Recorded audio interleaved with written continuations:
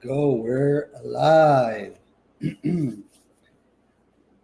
Well, guys, thank you for those that are gonna be watching our podcast today. We have some interesting topics that we want to talk about that have been going on throughout the week, some last week as well, and addressing the issue with our local governing bodies, our local Maverick County Commissioners Court, and also City Council. So, or City of Eagle Pass, the City Council. So, we had two, well, not two, right? But individually, they had big items come up uh, in Maverick County and the City of Eagle Pass. Now, what was going on, for those that are not aware, was they're currently going through the budget process. The city of Eagle Pass just finished having its third reading, and I believe the Commissioner's Court, Maverick County, they're, I believe, getting to their final reading as well. Now, the interesting thing that we saw, and maybe a lot of you guys did see, we'll go ahead and start with the City of Eagle Pass. The City of Eagle Pass just finished having their third reading this past Tuesday, so the budget has already been passed. Now, there was a slight modification at the third reading, nothing big, but there was a modification of funding, and I think it had to do with mission. I'm sorry, it had to do with women's Winter Garden Women's Shelter, and that there was nothing. Every year the city council gets together, and they have a certain amount of money that they're allowed to distribute amongst. It's called contribution to others, and what this does is that it allows the city council to give out, donate, assist, however you want to name it. So they're allowed to give out these this funding. It's a certain amount, and several offices do get this. So that was the only change that did come up last minute. The big thing that I want to talk about, and a lot of you may have seen it in many news medias and newspapers and stuff like that here locally, they did notify a lot of people about it. One of the things that we saw that we really, I don't think I've ever seen working with the city, working with the county, is somebody abstaining from voting for or against. Of course, an abstention of a vote means you just put it on record that you, for whatever reason, don't want to vote on that item. It's not a no, it's not a yes. You are just stepping back and not voting. So one thing we saw that was a little different than I guess the typical situation, right? Typically, you want all the council members, including the mayor, you want all of them to vote for in favor of these budgets, right? Because you want everybody that's our governing local body to have that input into the budget, have their recommendations, have their concerns heard, and ultimately they should, as a governing body, all be together in unison in approving what we have as the budget coming up. And that's how I've seen it many years that I was with the city. I never seen what happened, and it's something new for me, is that we had one of the council members, Monica J. Cruz, abstain from voting, not just the first hearing, not just the second hearing, but in the adoption of the budget, the third and final reading of the budget. Again, it's not saying a no, she abstained from voting. And a lot of what we gathered from listening in on the meetings, and we did attend one of the meetings, one of the things that kept on coming up was what she says is unfair pay distribution amongst employees. Now, this is something that I mean, I've been 3 or 4 years out of the city, and that has always been around. To be honest, just like Councilman Davis mentioned, it's always been like that.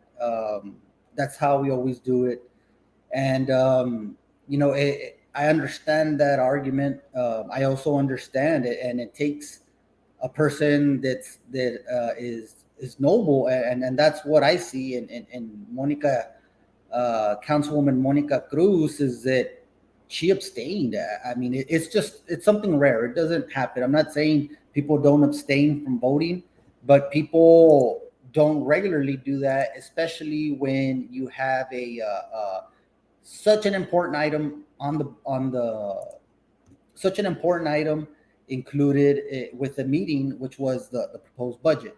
I mean, you get an abstention because you don't agree with something, done something else, but it doesn't really happen when you talk about the proposed budget and accepting the budget. So, like I said, from her talks in each of those three meetings where the budget came up, one of the topics that she kept on hitting was unequal pay. And that's something that, yeah, I mean, I'll put it up again. What Joey says has been going on for years, and yeah, I mean, I've seen this. I've seen in past administrations where they're in the city, they'll give each other a little help by bending this, bending that, trying to help get into another step to increase their pay. And I think that's the one thing that Ms. Monica Cruz was fighting about, because she did mention one thing about changing a title and the title upgrading a position. And the position that they're talking about was one that we had spoken about the possible conflict of interest of nepotism amongst the council and certain employees. And we have a story of that. It's on our website if you want to go take a look at it. We just recently posted one as well. And that's the issue that a lot of people that I've been hearing, because I still do have contacts with a lot of city employees. A lot of those employees are friends of mine. Like I said, I was with the city for 14 years, 13 years, 15, somewhere around there, right? And some of these people that were there when I was there are still there. So a lot of them, and when I say a lot, I mean a handful. Because a lot of the people are, from what I remember, are scared of something that we call retaliation, and it does happen. I've seen it happen in the city to whistleblowers, people that in good faith have come up and try to say something's wrong, and they end up getting retaliated upon, and end up either losing their job or suffering some kind of setback because of higher ups taking advantage of the situation.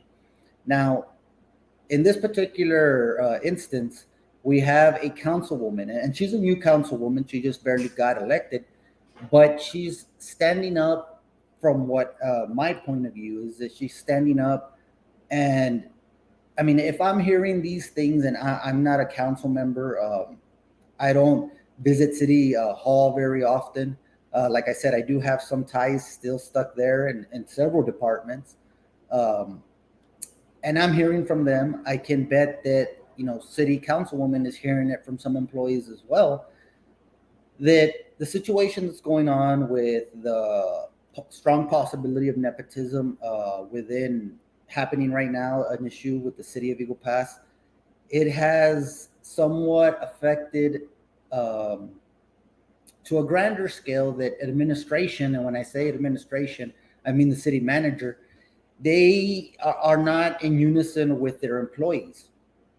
Now, that is one of the most difficult situations you can find yourself in, being a leader of an organization, and the organization is not in sync with you. And ultimately, what I want a lot of people to understand, the council does dictate policy, but as far as that goes, that's all that they can do. And of course, they select the city manager. The city manager, which is George Antuna. Um, he was elected by in the past mayor Ramsey English Cantu under his tenure, and the situation with him is that he is responsible as the city manager. He does get appointed by the city council, but he is in charge of administering or taking care of the personnel. Now, all that responsibility goes back to the city manager. Now, this city manager is an outsider. He's not from the city of Eagle Pass, obviously.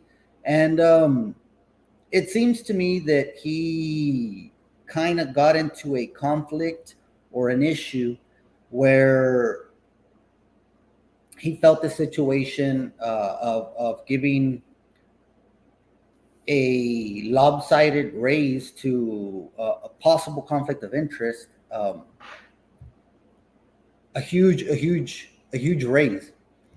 Now, a lot of the city stuff that happens with the city of Eagle Pass, and I'll tell you because there's a lot of employees right now there, that it's not a difficult thing to take over certain departments.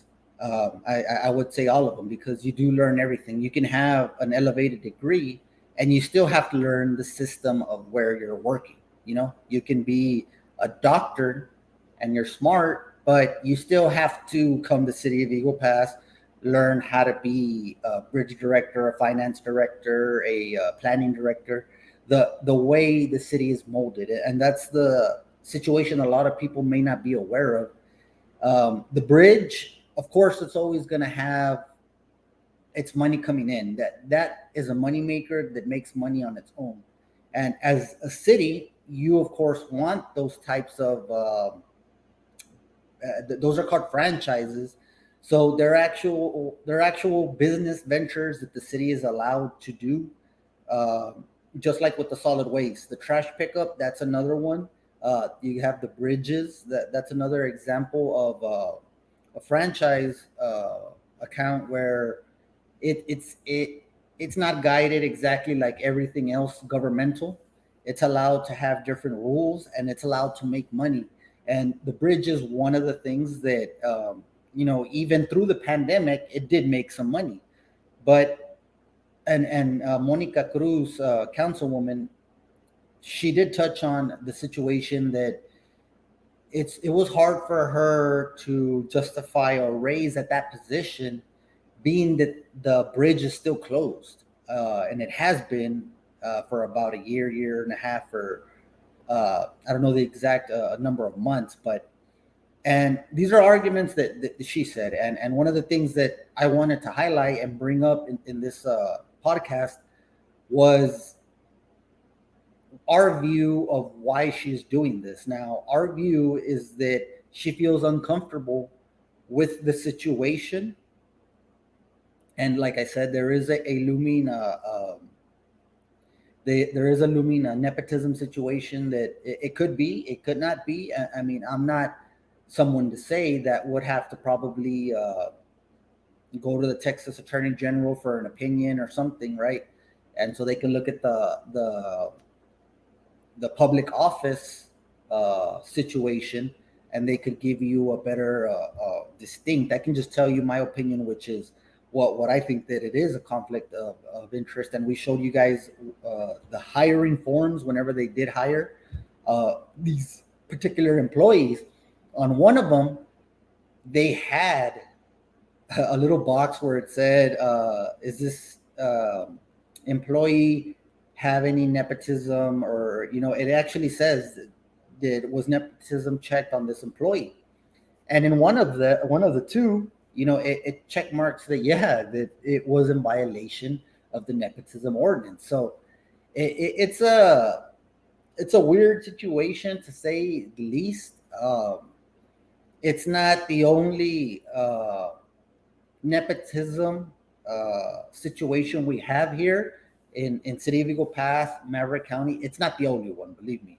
But this is one that has gotten a lot of attention. And one of the councilwomen brought it up. Councilwoman Monica Cruz did bring it up, not at the first reading, not at just the second reading, but all three readings of the budget. So that's how the situation is. That's how the situation is, because it was brought through and it was read. And she voiced her opinion. It bothered her enough to stay away from actually voting to approve this thing. So that's what kind of gets my attention, is that when somebody abstains, doesn't want to vote, it's you're trying to avoid a conflict. You're trying to avoid getting your name in a report or on record that you voted towards this or against this. So that's the situation that happened there. And Joey says it's just how Eagle Pass works if you ask them. And I saw it a lot when I worked with the city of Eagle Pass. It does happen. I'm not going to say it doesn't, because it absolutely does. And if you pay attention carefully, you can see when and where it does happen. Just that in some of these cases, they want people not to have this type of knowledge or not to know what is really going on behind the scenes. And that's how things get done, is that they don't allow the people, the public, which is you and I, to know some of these things. So that's the first thing I wanted to bring out. I don't know if anybody has any comments on that. About it was very interesting. Councilwoman Cruz abstained from voting all three readings of the proposed budget for this upcoming year. And every single time, as I mentioned, she cited a certain pay increase, and it was in general as well. She generalized it, but she did hit on that bridge general manager position several times.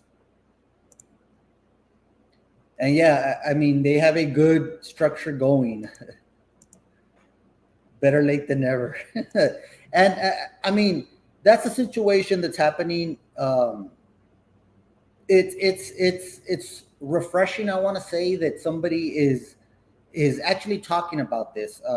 Now, I'm a little disappointed with the situation of several other council members or the council in general.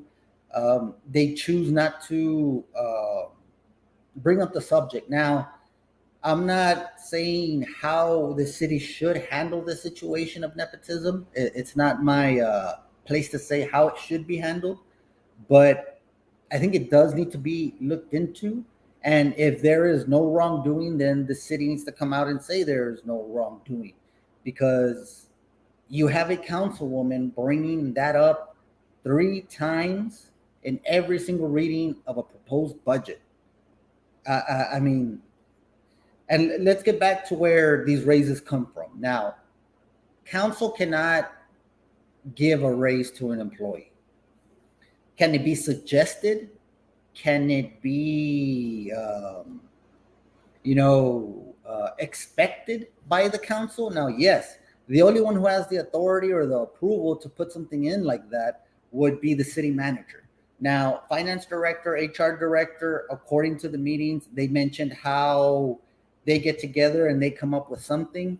But ultimately, it's the city manager's responsibility, and it's the city manager's decision to go with, to add, to take away, to do anything necessary. And regardless, it's him on the line, because he is the one on behalf of the city presenting the budget to the council. Now, that's one thing. So brings me to the city manager. Now, the city manager, like I said, he's an outsider. Now, this is, I guess, from confidential informants. Like I said, I have several people that I worked with before in the city. They're not completely satisfied with how city manager George Antuna is running the show, so to speak. And I cannot mention any names, but I have heard some grumblings. And a lot of this also has to go back to that certain raise that was done, and it was allowed. Now, one of the things that we posted just I think yesterday or the day before after the meeting was that they were given an opportunity. The mayor said, do I have a motion?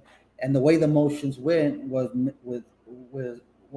pro Mayor Pro Tem Yolanda Ramon was the one who was the first gave her motion to approve the budget. The second was Billy Davis, and then it went into discussion, and that's when Councilwoman Miss Cruz brought up the situation, and she did mention that she had a chance and an opportunity to sit down with the finance director and go over some of the things, but of course you can't cover everything in a matter of a couple of days.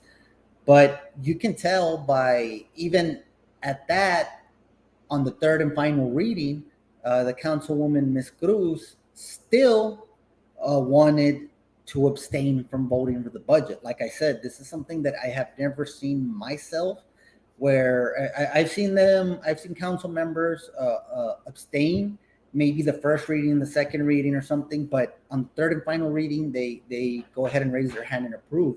And I think that's why this makes this certain situation different, because she abstained from voting throughout the whole budget.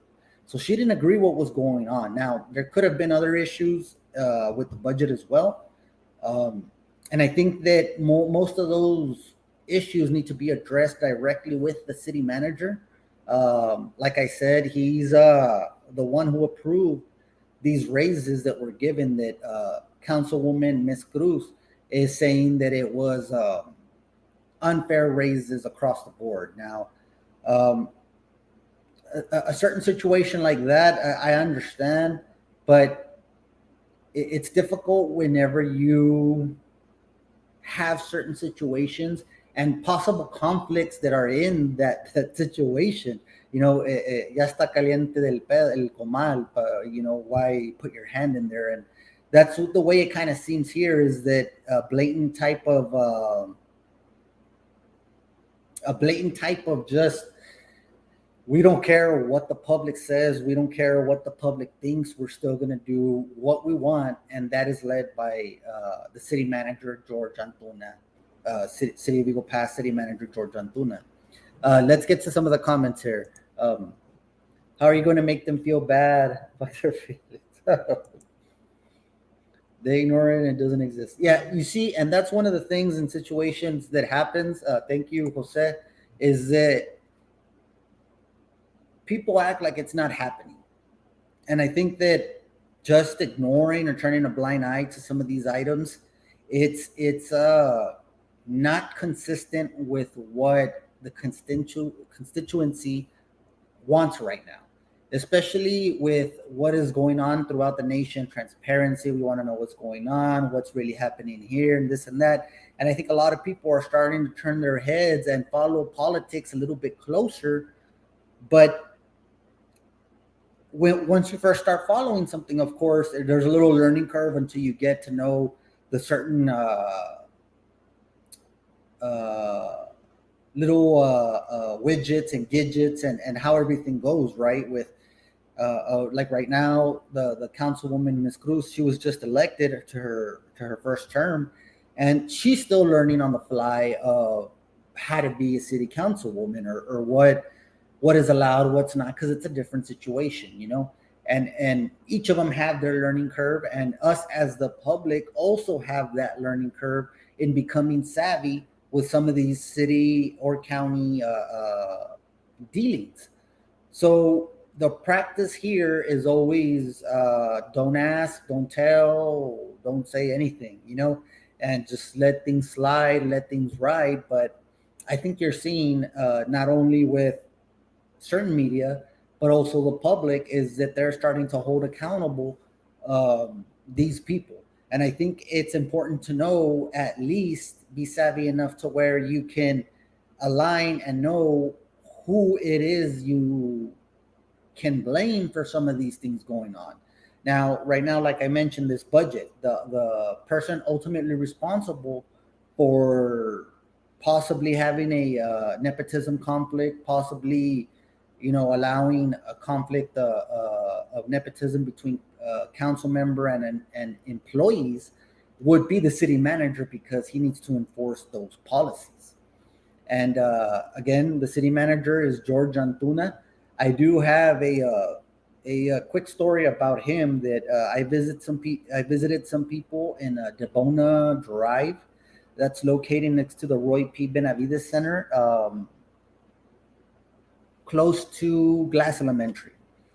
So the city had a plans for a drainage in the rear of in the drainage easement behind these houses. Now, the situation was unfortunate because they had to make the drainage easement through some of their property, and that's the way it was sold to them. So in this situation, whenever I went out there, I took pictures and I was trying to get the story and all and everything. And one of the things that came up was city manager George Antuna came out, and he came out to visit these people and talk to these people. Now, this is coming from what a lady told me directly whenever I visit the area. She mentioned trying to come up with a solution with city manager George Antuna, and George, the city manager was a little, I don't know, if upset or bothered of the situation, and he got upset from, this is what this lady's telling me. This is an older lady, and he started saying that, you know what, we have in Spanish, we have other projects to do. We're going to go ahead and move on to those. If you guys don't want to let us do this, and if you guys drown in a flood, that's your problem. Now, that's coming from a city manager, George Antuna. That was whenever I heard that, I couldn't believe it. I couldn't believe it myself, because I don't think any city manager should talk to the public that way, and especially not somebody that's not from our own community, our own city. How is somebody going to come by and talk to our constituency in that manner, right? And the people are still upset. The issue was not resolved. Now, what could have been resolved? I mean, that could have been a different amount of scenarios that could have happened. But one of the things that when you're a city manager and knowing of this is that you are here for the people, because ultimately you're managing their city. They're an extension of the city manager's office, of the city council. So he needs to take care of the public. Now, from what I heard from this lady, that was the last thing that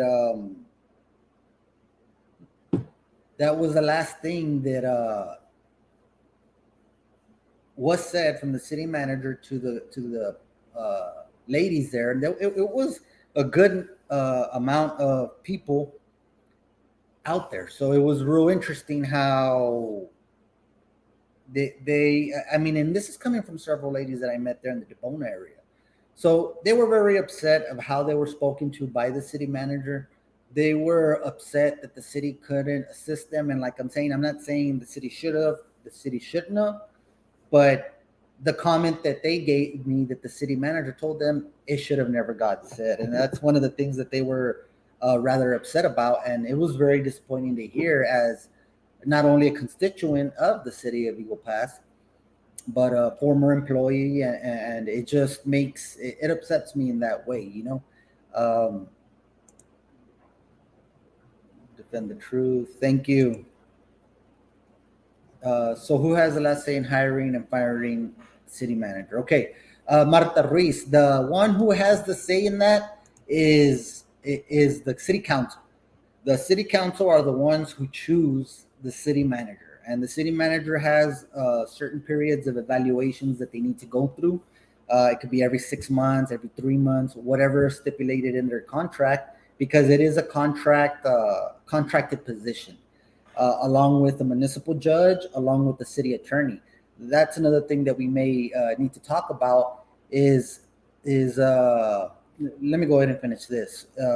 City manager, so it's the city council that go ahead and votes whether they get extended a contract, whether they get on probation, or it's the city council's responsibility to hire, fire the city manager. Um, a quick thing that I wanted to mention, the day that I went to the meeting and this past meeting, what I did notice, and maybe it's not, maybe it isn't, I'm asking the public, what do y'all think? Hit me up in the comments, and we'll get on your comment. Do you think that it's a conflict of interest having our state representative Eddie Morales serving as a city attorney for his law firm um, in the city council meetings? Because his law firm does have, or his partnered law firm, or Langley and Banach, better said, does have the contract on legal services for the city of Eagle Pass. So there is times that he sits as the city attorney, as we have seen. Um, Now, the way I could see a conflict is if the city needs to sue the state for certain. I mean, I don't know what would be the scenario right now. What you're seeing is like maybe the local mandates that are being passed down. What if the city wanted to sue the state? It would be. I think that would be a definite conflict, and I urge the city council to look into that because. There's nothing worse than approving or going forward if something's wrong. Now, maybe that's something that needs to be sent, as well as the nepotism issue. Send a letter to the attorney general and ask for an opinion. Can a state representative's law firm um, serve as a? Is it a conflict of interest? Now, I'm not saying it is or it isn't. I'm asking the people, what do y'all think? And making my opinion that I think it would be in the best interest of the city of Eagle Pass if they sent a letter to the Attorney General, Ken Paxton, and request to see if that is a conflict. And if it is a conflict, we shouldn't be paying, the citizens shouldn't be on the hook with their tax dollars paying for a conflict of interest such as that. Because what if the city needs to sue the state? That's the only situation. Then again, I'm not a attorney. Disclosure: I'm not an attorney. I'm being sued by one currently.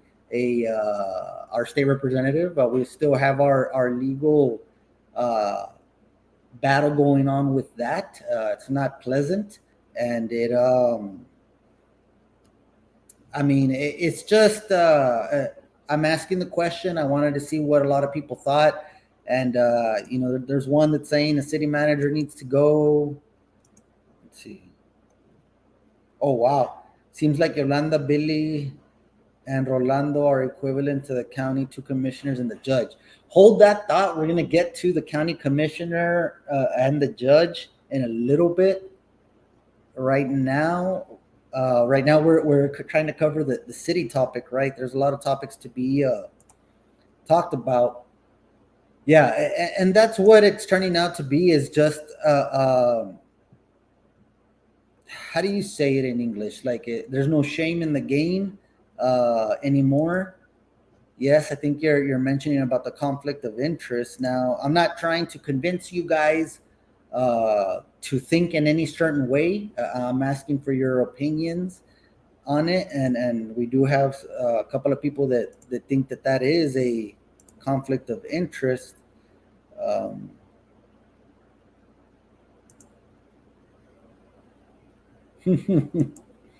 Sinvergüenza, thank you. There you go. All right. Well, I mean, okay.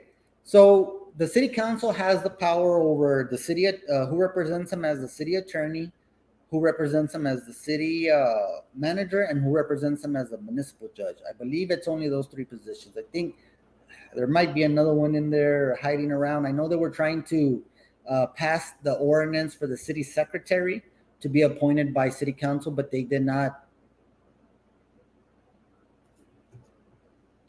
I'm seeing that. Okay. Do you have you received an answer for them if they're from them if it's a conflict of interest or not? Apparently, somebody has already checked if it's a conflict of interest or not from state and congressional committees. So that's an interesting. You see, and you're starting to see this trend where people are coming up. Okay, we'll before we hit the county, we'll go ahead and bring this up. Now, yes, I know a lot of people have been seeing. Let us know in the comments if you've been seeing that. There's a lot of announcements going out about DJ Luck, a young kid. He does DJ services. He does it on Facebook Live. He does this thing with the Hano and everything. I think he's I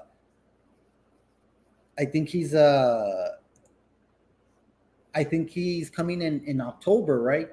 So he does a lot of Tejano stuff, and and that's great. You always want people to register and everything. Now, the only thing that I would mention about that is anything for Salinas, Joey. Um, so you now correct me if I'm wrong. Let me know in the comments, guys. You are offering, hey, let's do my example. Let's say I want to bring who's popular nowadays.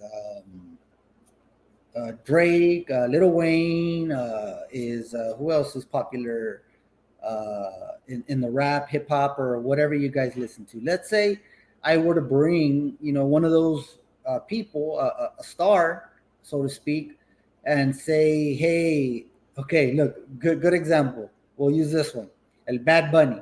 Okay, let's say if we were to bring Bad Bunny and say you can have a free concert with him, but you need to register to vote or prove that you can vote. Now, or yeah, have proof that you are eligible to vote, or you need to register on the spot. And the thing is with that, in my opinion, it sounds a lot like whoever is putting that is trying to bribe people into coming to go register to vote, to show up and say, hey, if you could get a free ticket to this concert, but you have to register, you have to have proof. Now, that's kind of iffy, if anything, because you're offering something for people to go register. Now, people themselves should have the responsibility that comes from within themselves to want to go register.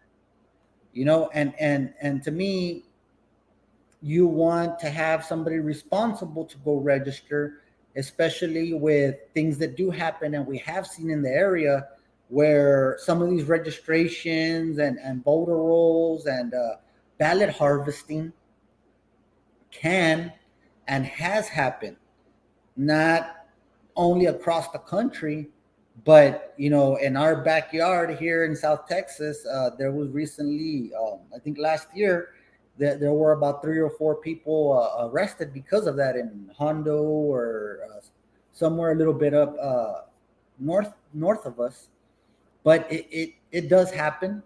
Ballot harvesting does happen. It could be as simple as people gathering mail-in ballots to go turn them in themselves. That might be a form, or at least it puts ballots in a position where they can be manipulated. A lot of the stuff that you see now here, especially here in Maverick County, is the people that are getting paid to drive people to go vote. Now, they give you that big old yellow slip with the candidates and say, here you go. And they have a certain number and a quota to reach. And it's hard to prove. It's a thing that's very hard to prove, other than if you have a camera right there available.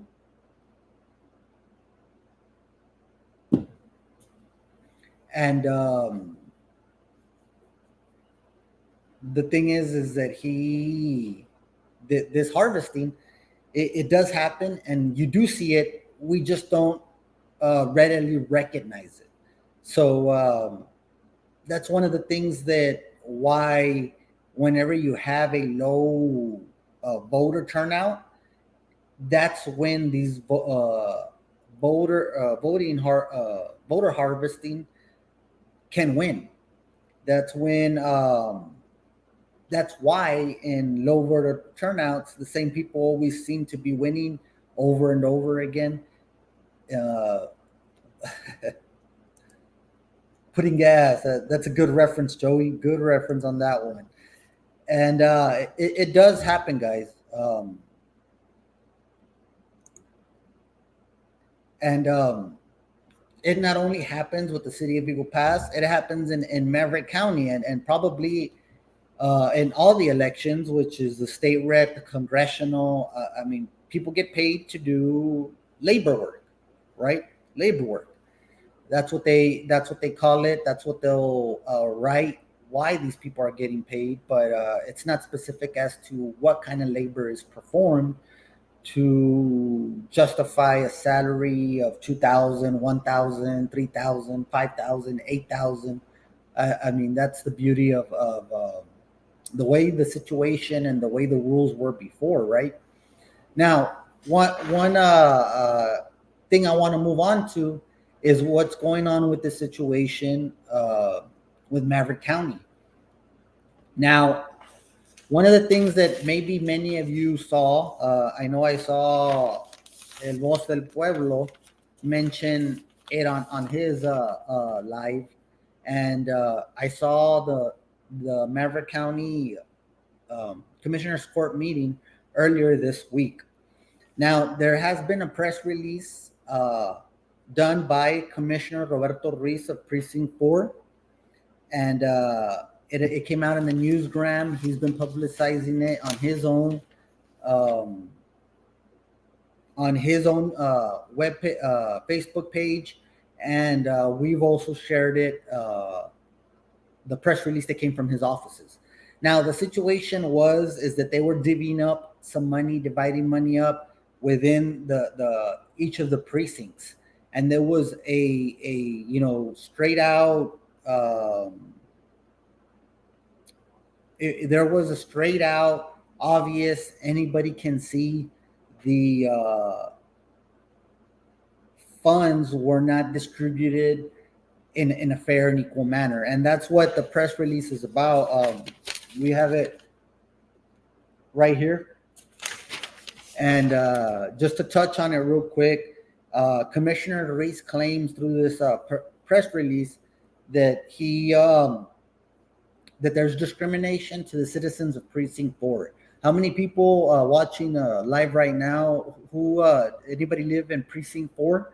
Of course, it's the commissioner of Precinct 4, and basically, is what it says is that it's explaining that there was $1 million to be distributed for county street improvements. Now, I think we all have seen the condition of these streets here in the county, in the city. Of course, the city is a little bit better, but in the county, the streets are bad.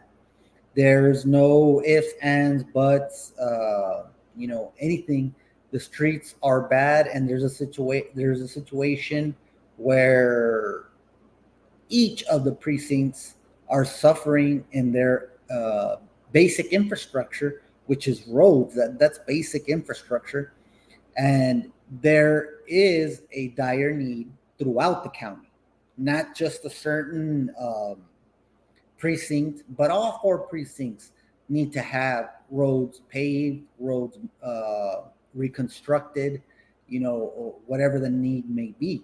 Now, what this press release says is that there was $1 million for street improvements. So what the commissioner did was he attempted to fight for equal distribution, which would make it $250,000 each precinct, which is 4 precincts, right? Now, what did happen was the opposite. This was the breakdown. The breakdown was Precinct 1 got 150,000, Precinct 2 got 600,000, Precinct 3 got 150,000, and Precinct 4 got 100,000. So the motion was made by none other than Precinct 1 Commissioner Jerry Morales, he's the one who made the motion to approve, and of course the second by Rosy Cantu, which is this is what we regularly see, guys. This is nothing out of the normal. We always see the judge puts up something, either Rosy or Jerry Morales, Rosy Cantu or Jerry Morales. One of them is always the first, and the other one is the second. They go into discussion again. Precinct 1, 150,000. Precinct 2, 600,000. Precinct 3, 150,000. Precinct 4, only 100,000. Now, when it came to voting for this item after the discussion, in favor, again, the majority, as we dubbed them here in the Rising Texan podcast, Judge David Salcedo, Precinct 1 Commissioner Jerry Morales, Precinct 2 Commissioner Rosy Cantu, were in favor of this budget for the streets, this distribution of this unequal distribution of funds for street improvements. Against it was Olga Ramos and Roberto Ruiz. And the last thing that's titled here, the last sentence that's on this press release says, are the citizens of Precinct 4 not entitled to the same funds as the rest of the precincts? Now, again, guys, I'm not, this isn't something that's just being said or anything. We'll go ahead and, sorry, I don't have an addition. There you go. I don't have a digital version of it, but as you can see, this was on the gram. And there you see the funding, how it was distributed and how it was voted on. So you have 600 going to Precinct 2. That's a large amount of funding going over to one precinct, especially when all the precincts could use that funding. Now, there's a lot of projects going around in Precinct 1, which one that we did note, we went by the lake earlier and we've seen that there is very minimal movement in the amphitheater, the new amphitheater that's being built at the lake. There is the construction there looks like it's at a standstill. It has been halted. There is nothing going on right now.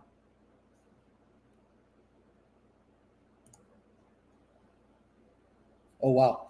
Yeah, okay, look. Let me explain, and this is what I think Chloe Rodriguez is trying to say. Now, who's up for re-election this coming March, and March 2022? Who's up for re-election in the county? Judge David Salcedo, Commissioner Precinct 2, Rosy Cantu, and Commissioner Precinct 4, Roberto Ruiz. Those are the three candidates in the Commissioner's Court that are up for grabs come March 2022. Now, I think what Chloe Rodriguez is trying to refer to when she's saying, 600,000 is Salcedo's gift to Rosy Cantu. Now, this is my opinion, is that Salcedo is trying to assist Rosy Cantu get reelected. Now, we've seen how reactionary these people have been lately. You have La Voz del Pueblo, Rodolfo Banda, mentioning certain streets, certain bus stops, certain drainages, they're not being cut, they're not being maintained. And it's like right away, you have the county reacting and going right over there and taking care of that as soon as they can. Okay, now that's not a sufficient and adequate way to be running resources in the county. I'm sure you guys are all aware of that. And I'll say that sentiment too. If you guys are unhappy, the people of Precinct 2, there is an election that's coming up in March 2022. And as you can see by what's documented, and this is what we can only have an opinion about, based on the facts that we see, is that why would precinct 2 need more funding than any other precinct? Now, I invite the county to provide some document or documentation that shows that kind of justification. Were streets given grades? Were they given any kind of priority? What was the criteria used to say the need was so bad in precinct 2? Now, what it seems to me, again, this is my opinion, as we are entitled to have opinions, especially about our county and city government. It seems to me that this money in streets, I would not be surprised if you see between now, which is what, we're mid-September, until March, until the next election comes around, if you see Rosy Cantu taking more pictures in streets, saying that they fix these streets, we are doing this much or that much to buy, we're buying this equipment to address these streets, and that's the situation that's going on now. If you take a look at it, she is always one that's in agreement with everything and anything that Judge David Saucedo and Jerry Morales, Commissioner Precinct 1, say. Again, you can see by the way this item was voted on, that is usually what you see, in favor of something and against something. Now, that is what we call a majority, and that majority has been in charge of our county for the past 8 years. I mean, it's a thing where it's obvious that they're assisting. In my opinion, they're giving more assistance to get Rosy reelected, and they're giving less to Roberto Ruiz so that he has a hard time getting elected. Now, why not give an even distribution to those precincts that are gonna get elected, or that have, what I'm saying is that if Rosy is running, if Commissioner Roberto Ruiz is running, why not give them the same amount since they're both running for re-election? That's the thing that's going on. Yeah, they want to buy the people's vote, and you see that every time they try to do anything, they take a picture, try to convince us, the public, that they have our best interest. Now, I do not know the actual intentions of these people. I have not been able to secure any type of interview. And once we get into the election season, of course, we're going to ask, those that are running to give us an opportunity to interview them, as we did with the city council elections as well. And we're going to have a situation where you guys will be able to submit questions or anything like that, and we'll ask these people. One of the things that I do want to ask is an interview with the judge, and we'll send him a former letter to his office and ask him if he can join us for an interview or request an interview. And one thing we want to ask him is, why was this done? Because you don't give 600,000, which is 2/3 of the money, almost 2/3 of the $1 million funding, just to one certain precinct. And there's needs in all precincts, I understand, but whenever you're trying to even things up a little bit and be fair, so everybody can, all commissioners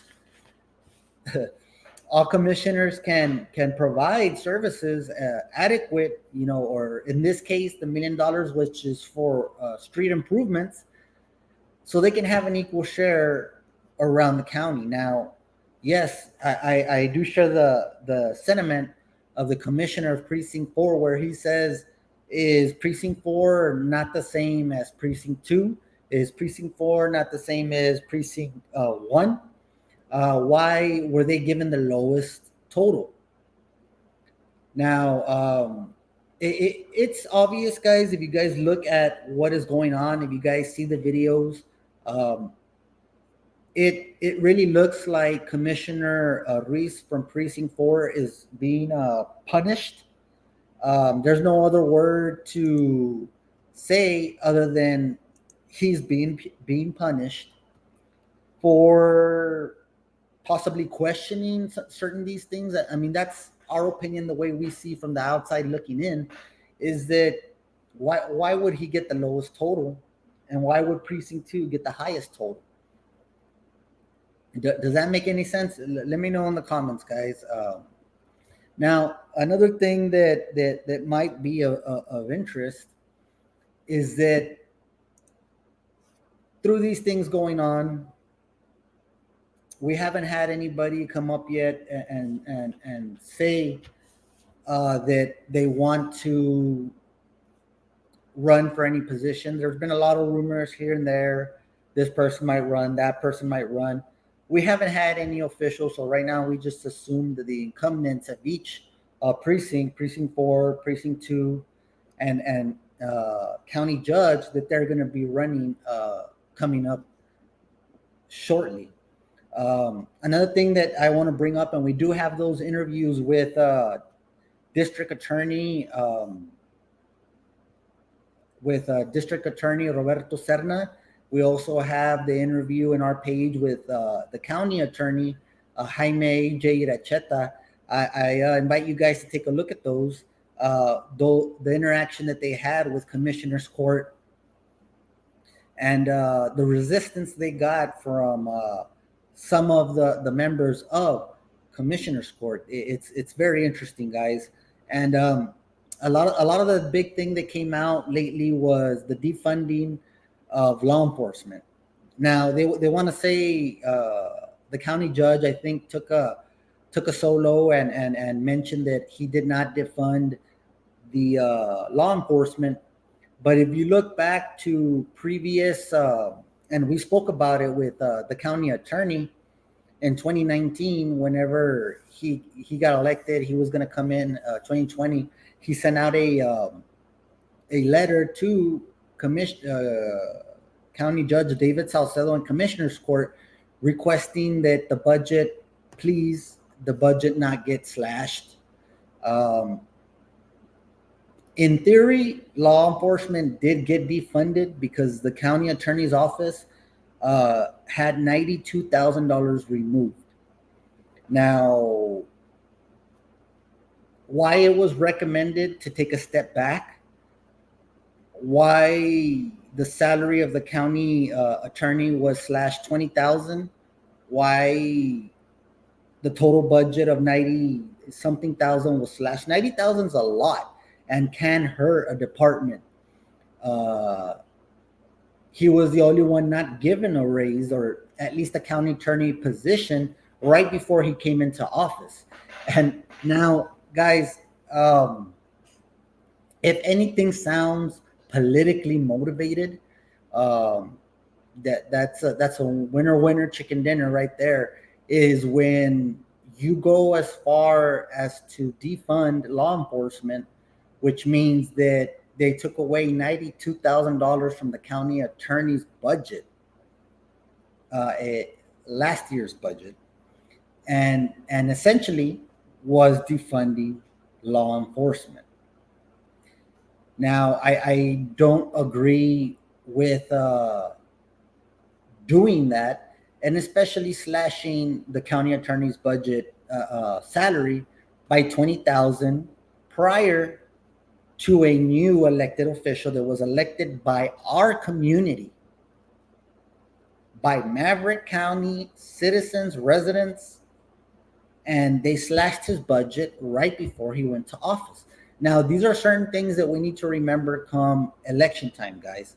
Again, I can't tell you vote for the county judge, vote for a new one. I'm not going to tell you that, at least not right now, not until I get a chance to interview him.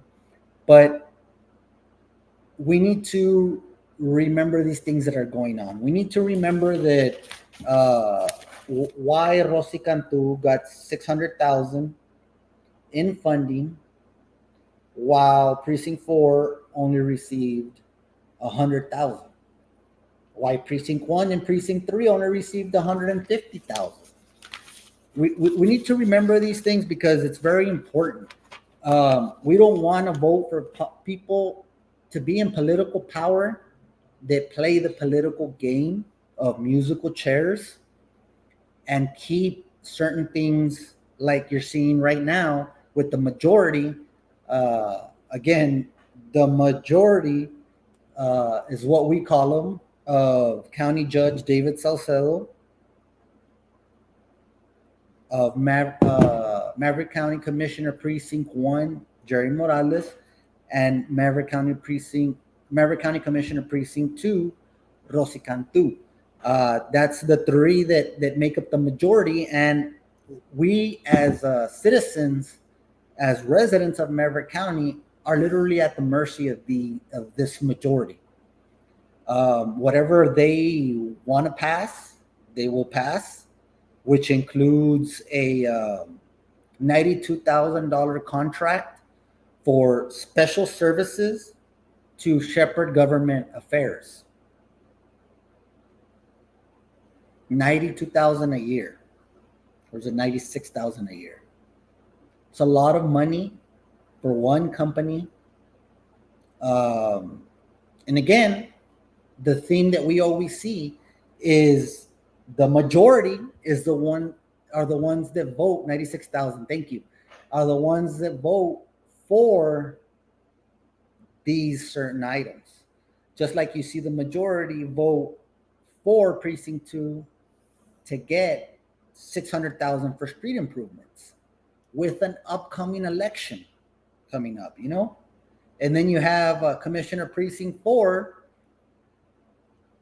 and then you have Commissioner Precinct 4 getting only 100,000 to take care of the streets in his precinct.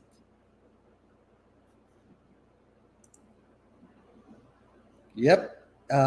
Ray Vasquez hit the nail on the head, is that our community is at the mercy of these elected officials.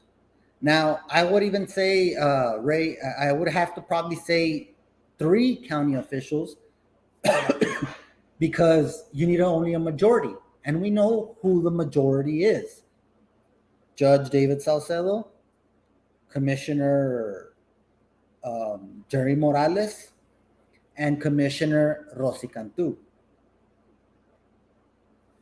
Now, you see this, and one thing that I noticed when I was there at Commissioner's Court to voice my opinion, as any citizen can do, is that you'll see Olga Ramos and you'll see Roberto Ruiz, both commissioners, Precinct 3, Precinct 4.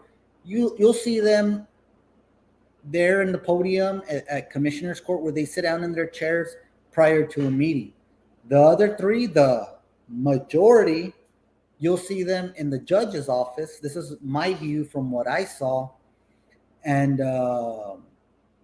they're the ones that are over there in the office of Judge David Salcedo, and they'll come out just right before they start. Now, again, I think they touched on it, not in my court. Whenever I did visit, the time I did visit the Commissioner's Court, I requested directly from the county judge, because again, this is what we do here on this podcast is nothing personal, but rather just informational for the people to be educated. I don't want to say be educated. Let's put it as be informed of different things that are going on in our community. So I went to request the budget because I do know in the budget that they have, not the one that they give to the public, they have each position broken down with the salary of each position. Now, when I went to go request it from the county judge, I not in my court, I got a snapback real quick from the county judge. And there was a lot of witnesses. A lot of people can tell you that when I was there, he started yelling at me. And mind you, I'm a voter. I'm a voter. And in precinct one, um, and the thing is that it was amazing to see a county judge behave in such a manner. It was unfortunate that my phone had ran out of battery. Of not, you guys would have probably seen it live or in a recording. But he stood up, yelled at me, uh, yelled derogatory comments towards me, um, yelled at me that it was his court, and I am not allowed to talk in his court. Um, Real quickly, I did mention, thank you, Ray, for bringing that up. I did mention to him, one, don't talk to me like that. I don't work for you. And I did say that this commissioner's court is the constituents, is the residents. You and I are the county judge's boss. You hear that, county judge? Whether you like it or not, and this goes for the commissioners as well, us as a community, just like Ray mentions, we are your bosses. We're the ones who get you elected, the people. The people watching this podcast, the people that are going to see this podcast later, the people that don't watch this podcast. We are the ones who determine whether you are get reelected. Now, I can tell you, I probably will not be voting for David Judge Salcedo, County Judge Salcedo. Um, I do want to interview him, and he could change my mind. But as of right now, the way I was spoken to, and like I said, yelling at me, pointing at me in front of a bunch of people, that it was his court. And I'm not gonna talk in his court. That's how it went. Let's see here. Chloe Rodriguez says Salcedo verbally abuses Commissioner Ruiz at every commissioner's meeting. The judge has a real nasty temper. Yes, and we've caught several of those incidences where he's even called Commissioner Ruiz a clown, where he threatens Olga Ramos, Commissioner of Precinct 3, with a pointing finger. You better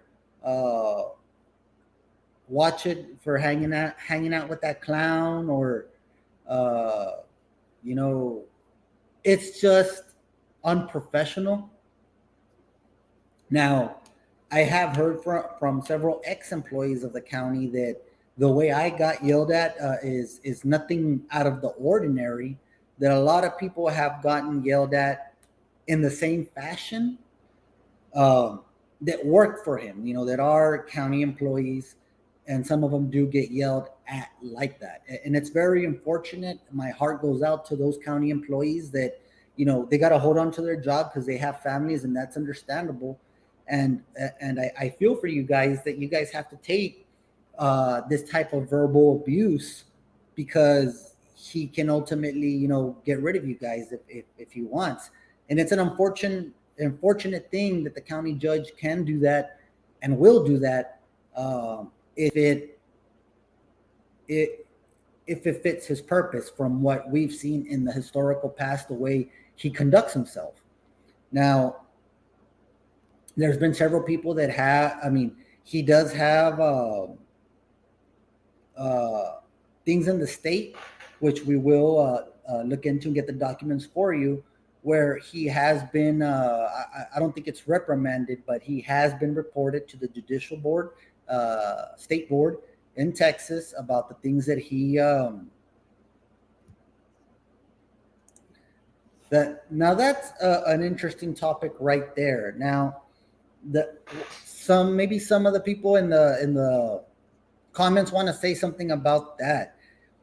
Who do you think should run against Judge David Salcedo? Who is the one that, because it's become obvious to me, or it's getting loud enough from the public, the callings, the word from the public is that they are tired of Maverick County Judge David Salcedo. Um, a lot of people are tired of the way he is trying to represent our county, uh, the way he talks to certain individuals. We recently had the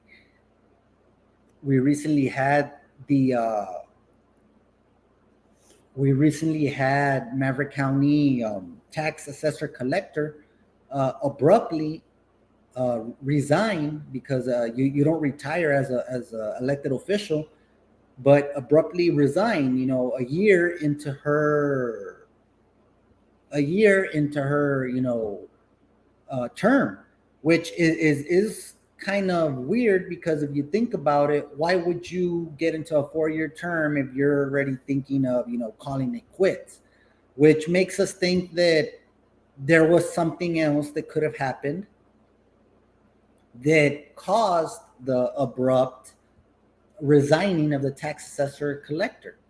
So that's an interesting thing to watch out for and think about. But I think that a lot of things can be done. And again, I say this, and you see it in the comments. It's the people that need to get this situation done. It's the people that needs to either reelect or elect a new county judge, a new commissioner for precinct 2, a new commissioner for precinct 4. If so be it, if it's in the people's will, the people can get it done. Um, it's going to be very interesting, and we will keep you up to date and have those interviews with several with the people that are going to be running for those positions. We tried to reach out to Commissioner Ruiz to interview him about his press release, but we haven't received word back from him. And we hope that we can speak with him about the situation, because there was a press release from him, and it does seem the way the way the cookie is crumbling, that there is an unfair and unjust distribution of resources happening in Maverick County. I do see several people are saying Abascal for county judge, Ricky Ramos for county judge, Ramsey for judge, Roberto Ruiz for judge. So there are several people that people like as candidates in this race, and we will try to. We'll just go ahead and.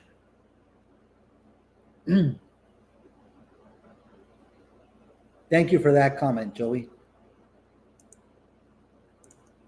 But yes, guys, it's going to get interesting very soon, especially in, I would say, October, November, when we start hearing from certain candidates that are going to be running from a lot of positions that are going to be up for grabs in March 2022 in the Democratic primaries. And we've been hearing that there may be several Republican candidates as well involved with 2022's election. So that's going to be interesting as well. Guys, I don't know if you guys have anything else to add.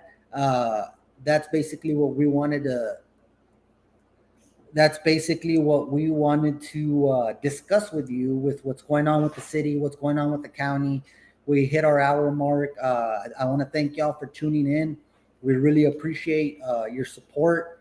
That have been with us since we started this page, that have come on lately and started following the page, and especially those that have been there since the beginning supporting the Rising Texan podcast. We thank you very much. And if you can help us out, we do have a GoFundMe page to help us with our legal services. We do have people watching our every move carefully and trying to add a piling list of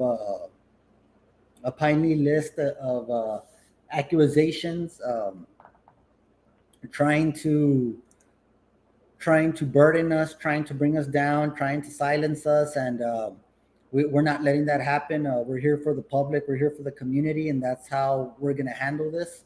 That's what we started this on, and that's what we're gonna finish this on. Is that we're here for our community. We're here to exercise our First Amendment right for freedom of speech, freedom of the press. So we're here exercising that right, and I urge everybody to exercise their right as well: freedom of press and freedom of speech. And you shouldn't be persecuted for your opinions or your questioning state authorities, local elected officials, state elected officials, and that's a great point. The people are the press. Yes, guys. I mean, that's the way it is right now.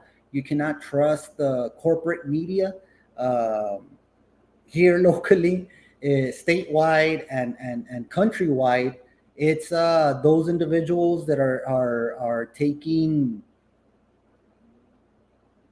It's those individuals that are taking the step forward, that are fighting for the truth, and we are seeing a lot of citizen journalists popping up all across the country, and also in our community. And absolutely, Rodriguez Consulting and Services LLC is a proud sponsor of the Rising Texan podcast. Guys, we're going to go ahead and do a quick shout out to all of our sponsors. Without them, we wouldn't be able to do what we do. We also want to mention our Cash App, $, Rising Texan Media. If you want to help us out, please do so. We appreciate every donation we get. Sponsors, law offices of Edgar Juarez, 830-752-0686. Rodriguez Consulting and Services, 830-971-4068. El Agave Liquors, 830-757-6655. Viva Canine Dog Training, Grooming, and Boarding Center, 830-513-3523. Eat Fit Eagle Pass Meal Prep Service, 830-513-4832. Guys, those are our sponsors. If you can help us out by giving us a donation, if you need to solicit any services from our sponsors, please do so. The law offices of Edgar Juarez can help you with divorces. They can help you with any legal situation that you have. Rodriguez Consulting and Services, they help you out with business consulting. El Agave Liquors, of course, guys, if you hit them up, they can help you out with any type of after party services. Viva Canine grooming, boarding services.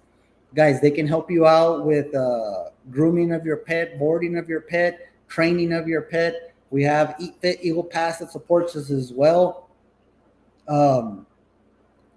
Meal prep services. So whenever you guys can't cook, can't make your own meal preps, need to eat right, Eat Fit Eagle Pass. Guys, I want to thank y'all for tuning in. Again, our sponsors are down there with their phone numbers and the ticker. Please support them as you would support us. We really appreciate that. We appreciate our audience. Of course, without the community, we wouldn't have this little Rising Texan podcast. So we appreciate you guys always tuning in, whether it be for a minute, whether it be for the whole hour and a half that we're here. We appreciate that so much. It's appreciated. Thank you very much. We appreciate it. So anyways, you guys are what makes this show. You guys are the Rising Texan podcast. You guys built this Rising Texan podcast, and you guys just allowed me to talk as long as I can on here. So support our sponsors, support doing the right thing, and remember, it's always the people that control and have the last word. Just believe in yourselves.